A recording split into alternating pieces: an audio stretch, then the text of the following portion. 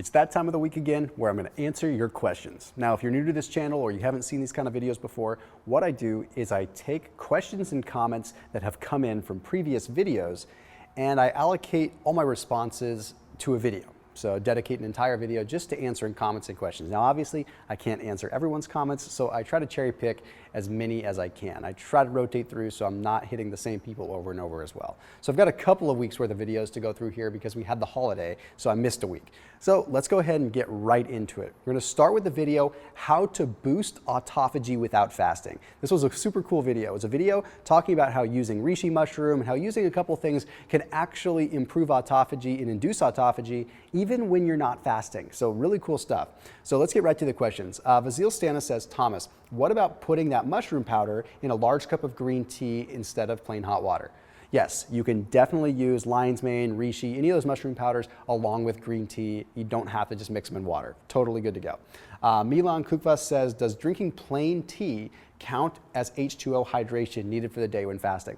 Yes, it does. So what I usually say is if you're going to consume tea, you're going to want to just deduct about 20% of the water that you consume. So if you consume, let's just do ounces to make it simple, 100 ounces of water, if you consume the 100 ounces of tea, then you'd want to count that as 80 ounces of water. Now with coffee, I cut it in half. Okay, you're still getting water, but you're going to lose a lot of it because of the diuretic effect. If you consumed 100 ounces of coffee, please don't, you would end up counting 50 ounces of water. Okay. The next video was fast fat versus slow fat, the speed of fat digestion. This whole video was talking about how fats need to sort of have a glycemic index. Like we should count that because fats are digested slower or they're digested faster and they give us energy faster or slower, just like high glycemic versus low glycemic carbs. So I encourage people to look at them differently. Definitely recommend you check that video out. Niko Kritikos says, hey Thomas, quick question. How does the antioxidant properties of fasting compare to antioxidants in foods? So there's not really antioxidant properties of fasting, it's more the autophagy effect, so where the cells actually recycle. So the difference, like cells recycle their actual working parts during fasting, whereas antioxidant is really like the fact of fighting off oxidative damage, like cellular waste. So slightly different, cellular waste removal versus cell recycling and efficiency building is really the best way I could put it.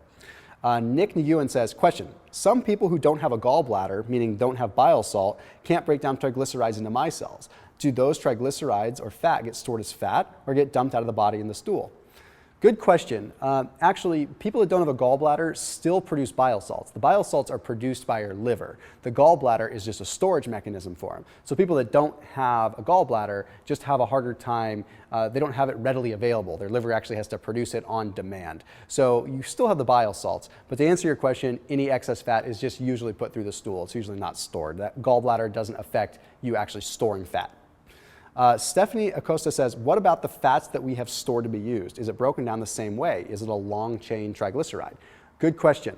So they're broken down into free fatty acids, which are individual fatty acids. So when they're in their storage form, they're different. But once they're mobilized and used, then they're not even short chains. They're just free fatty acids. So basically you have long chain fatty acids, medium chain fatty acids, short chain fatty acids, and then you have just fatty acids. So the short chains are just short chains of fatty acids. The medium chains are medium chains of fatty acids.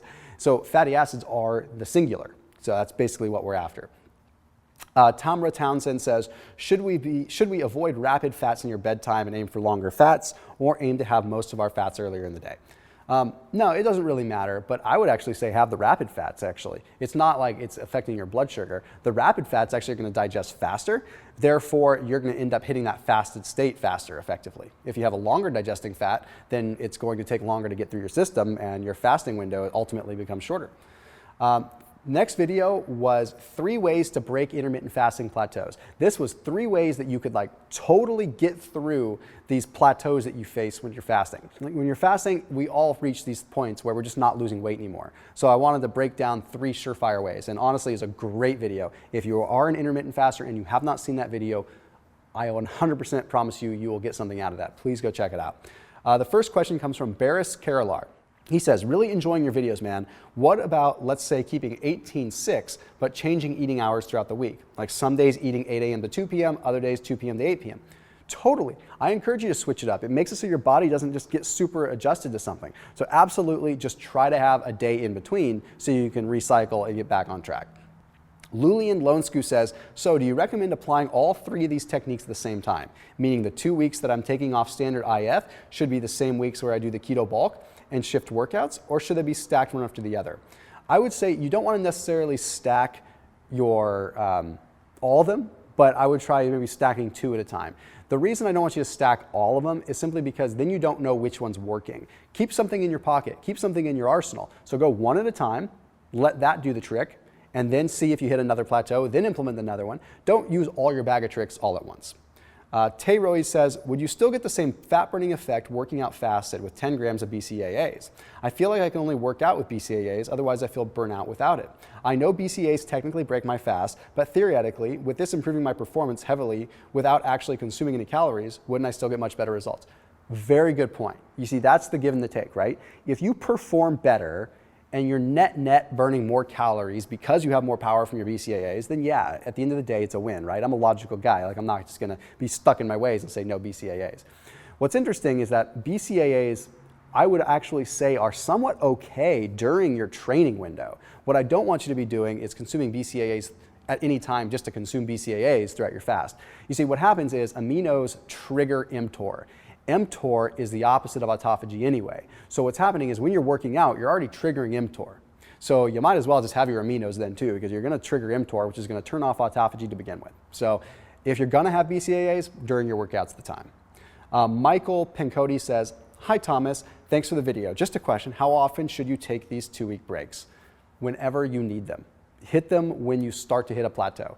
When you go a week without changing a single 1/10 of a pound, implement one. Next video was how I time my carbs for fat loss. This was an interesting video. Obviously, this implies that I'm not in keto all the time, which is true, I'm not. So it talks about when I structure my carbs, mainly allocating them towards the evening time. If you're interested in this, you should go back and watch the whole video. The questions come from, first one comes from OMG Your Baby.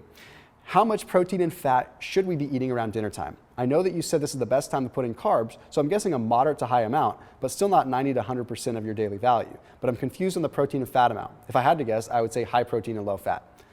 Ding, ding, ding, you actually nailed it. Yeah, you wanna keep the fat nice and low because you're having the carbs in the equation, moderate amounts of protein.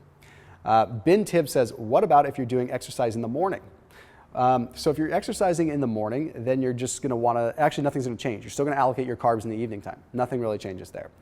Robert Kirchmeier says, could you please explain carb timing with intermittent fasting for muscle growth? I know you said before to break a fast with a small serving of high glycemic carbs to spike insulin, but now I'm curious about the rest of the day. What are your thoughts on using BHB for energy? First off, BHB for energy, no, throw that stuff away. You don't need it. As far as carb timing for muscle growth, it's still the same. You're gonna break your fast with a little bit of bone broth, then the first real solid actual food you have, something high glycemic, and then the next meal after that, moderate glycemic carbs along with your protein and low fat. Next meal after that, low carb, moderate protein, higher fat. Okay, next week's questions. This is a week of 1231. First video is why carbs are raising your blood pressure and why everyone punishes salt. Okay, this video was awesome. Flipped everything on its head. People think that salt is why your blood pressure goes up. Nonsense, it's not the case. There was like a couple studies that showed that. It's more about the carbohydrates and mainly the sugar. Really interesting stuff. You have to go check that video out. David Ray says, do you recommend electrolyte supplements like salt sticks, etc.? Is Powerade Zero okay? Should I stick to lemon water and pink Himalayan salt? Go for like Redmond Real Salt. That stuff is really, really solid. Very diverse mineral profile, super good electrolytes. The main mineral you want is going to be magnesium anyway. Another company that has a good magnesium is Jigsaw Magnesium. I'm on their advisory board. They have an electrolyte that's magnesium based. Mary Jane Chambers says, what are the best sources of low carb potassium? I'm not eating sweet potatoes or bananas. Yeah, low carb potassium, honestly, meat, believe it or not. So like chicken and beef and stuff like that, you're gonna have a lot of potassium in that. People always overlook that. Also bok choy, Swiss chard, really high. Sarah Windmuller says, hi Thomas, as for the soy protein, aren't they not all bad for you? Isn't fermented soy like tempeh, natto, and miso much healthier for you than tofu? Are the fermented soy like miso and tempeh still a phytoestrogen? Yeah, they're still a phytoestrogen, but you are right. If they're organic, non-GMO, and they're fermented, some of the estrogens are gone. So you're still not gonna wanna have them all the time, but yeah, in moderation, absolutely fine. In fact, I am a fan of tempeh. I just try not to consume it all the time. Next one was vegan keto. It's easier than you think. This video was breaking down why the vegan keto diet is not that hard. It actually lends itself perfectly. Too much to explain right here, and I don't want to waste everyone's time, but if you're interested at all in like doing vegan keto, even for a couple days, watch that video. In February, I'm going to do a vegan keto challenge where I'm going to go vegan keto for 2 weeks. I'm not going to plan on staying vegan keto, but I want to do it for 2 weeks. I want to see how I feel, and I want to also prove that it's not that hard to do. So Cass says, thoughts on hemp protein. Hemp protein's good, solid, complete protein. I just prefer pea protein. It's a lot more evidence with it. Mike Creative Vision says, one question on the topic of omega-6 and omega-3 conversion rates, that omega-6 inhibits omega-3 intake. My understanding is that omega-6 and omega-3 both rely on the same enzymes, and for that reason, too much omega-6 is bad. If that's true, would it be sufficient to separate consumption of omega-3 and omega-6 to some extent? Very good point, and you are correct. Enzymes, so basically they compete, they compete for the same enzyme. So the enzymes that break down omega-6 are the same enzymes that break down omega-3s. So when we consume them, basically, if we have too much omega-6, which we almost always do, those enzymes are preoccupied and don't get to break down omega-3. So that's why when we get out of ratio, it exponentially just goes down a bad direction. So your question actually raises a lot of interesting thought. The hard part is we're always metabolizing. We're not just digesting. It's not enzymes in the sense of the enzymes that are breaking it down in our stomach. It's enzymatic pathways, enzymatic processes happening at the cellular level, which we always have a degree of it. So separating them out timing-wise isn't going to do a whole lot. The Fit Vegan Chick's Kitchen says, are chickpeas okay on a keto vegan diet? In small amounts. They do have a good amount of carbs, so I would say no more than like a quarter to a half cup, 1 to 2 times per day. Bharat says, why are you not a big fan of whey? Is whey protein as nutritionless as the pasteurized milk that's obtained from? The hard part with whey protein is it's just inflammatory. That's the thing I don't like about it. Pea protein is cleaner, in my opinion, and it doesn't spike your insulin quite as much. Next video was 3 ways to reverse adrenal fatigue. Okay, very simply put, it was how to control your cortisol and to fight back against adrenal fatigue. Aaron Forrest says, can real salt work too instead of Himalayan salt? Yeah, Redmond real salt, the same type that I mentioned just previously. Elizabeth Coker says, I have organic ashwagandha root powder. Would this do the same as a pill form? Absolutely. All right, sorry that was a quick one there, but next video and the last one is the top 3 mistakes people make when breaking a fast. Super good topic, very well received, already has close to 100,000 views, like really quick, blew up fast. The whole idea of this video is to just say what people usually do when they break a fast and why a lot of times it's not the way to go. So Patricia Beechin says, so what do you break your 18-6 fast with if you're in keto? Examples, please. I rotated it up, but honestly, you can go 2 ways. You can go either just the fat direction or just the protein direction. So with me, it's gonna be simple. It's gonna be like bone broth with some coconut oil dissolved into it, melted into it. Okay, or it's going to be just a lean protein with no fat in it at all. So it's going to be like maybe well, in this case, usually a pea protein shake. Something plant-based is a little bit easier to break down in that case, and then I move into the meats later on. Jack Buster says, Thomas, in other videos you talk about breaking your fast with bone broth. Can I use bone broth protein powder? Yes and no. If it's just dehydrated bone broth or that's fine. But a lot of times they add other stuff like collagen and other maltodextrins and stuff in there. Just be careful, just try to get it pure. Emily says, breaking a fast with homemade kefir, is that good or bad? If you can make water kefir, then yes, that's good. I would not go with milk kefir. Water kefir is like from coconut water, stuff like that, where the sugars ferment. That will work, but don't go for the milk one. The dairy is just hard on your system. Nathan says, Thomas, does this apply to someone doing 1 meal a day?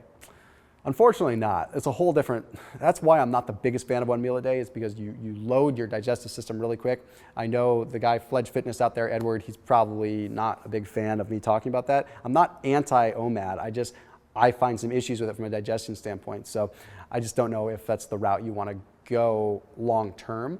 But I would still say start your meal with something light and then maybe wait 5 or 10 minutes and then consume the rest of your meal, just to at least get a little bit of a soft effect.